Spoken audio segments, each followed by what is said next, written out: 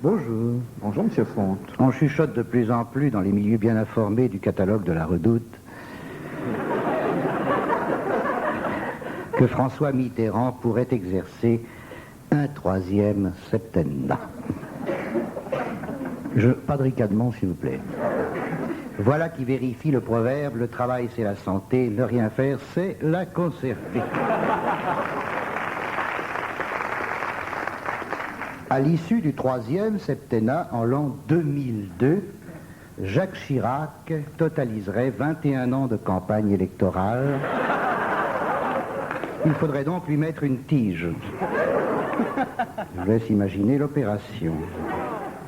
Et si François Mitterrand se représentait en 2002? Impossible, direz-vous, en 2002, il sera à l'état liquide. Méfiez-vous, cet homme est indestructible, inoxydable, c'est un l'aiguillole. Chaque fois que son gouvernement part en couille, il revient à pied. Clopin avec sa canne et ses chiens. En 2002, la science aura tellement progressé qu'on pourra se procurer un cœur, un foie, un estomac, un intestin, une rate, un pancréas branché sur pile. En 2002, Mitterrand aura le tout électrique. Déjà Cousteau, avec ses éternelles bouteilles dans le dos, fonctionne entièrement au gaz.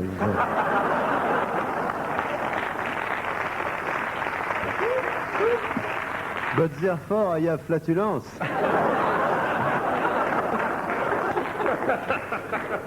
Quant au cerveau, vous savez que le cerveau est inusable. Le cerveau ne s'use pas, et j'ajouterais qu'en politique, on peut même s'en passer. En 2002, nous risquons fort de retrouver Mitterrand à la présidence, Balladur Premier ministre, repartis tous les deux pour une nouvelle aventure.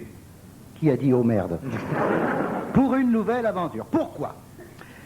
Moi qui suis passionné de sciences politiques, je peux vous dire que lorsque pendant 9 ans, on a fait équipe dans tous les championnats de baby-foot, on ne peut plus se séparer.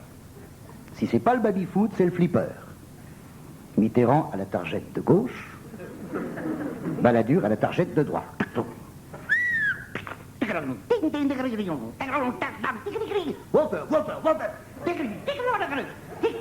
Ah, je reprends.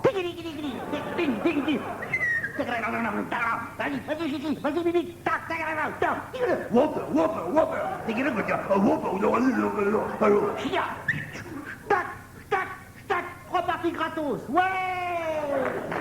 Eh ben, en politique, ça crée des liens. Si les organes vitaux peuvent résister au vieillissement, par contre, et là, on n'est pas prêt de trouver un remède, le squelette se tasse. Mitterrand et Balladur n'ont rien à craindre, mais je pense à Michel Rocard. Peut-il encore rétrécir? En 2009, ses arrière-petits-enfants ne le prendront-ils pas pour une poupée Barbie qui aurait fait un stage dans une cuvette d'acide sulfurique? J'ai peur, quant à moi, qu'un jour, Brigitte Bardot ne prenne sa défense à Rocard, car elle s'intéresse de plus en plus aux batraciens. La science, mesdames, messieurs, va maintenir nos élus en vie pendant plusieurs décades, d'accord. Mais faut-il prolonger indéfiniment la vie des malades? Vous me direz oui, tant qu'ils ne souffrent pas. Mais justement, la plupart souffrent. Regardez, François Bayrou. Regardez le Bayrou. Il m'inquiète. Regardez-le bien dans les journaux. Regardez son visage. Il a toujours l'air de dire « J'ai encore 39,5 ». Et mignonnerie. Ah ben non, la mignonnerie. Je n'en parle pas à mignonnerie puisque le produit correspond à l'étiquette.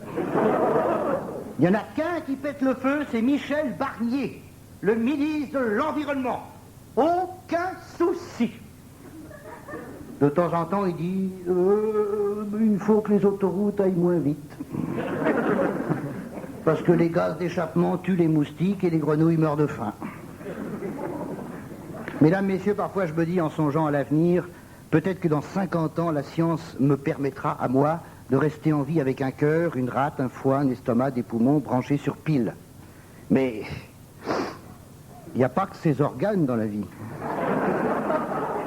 Si vous voyez ce que je veux dire. Oh là! Car enfin, mourir en feu Jean, n'est-ce pas la plus belle des fins? Fermer les paupières sur le monde, voir s'allumer une à une les étoiles de l'éternité, et dire à Aliénor d'Aquitaine assise sous un arc-en-ciel, alors que résonnent les grandes orgues du cosmos, déshabille-toi, salope, j'arrive.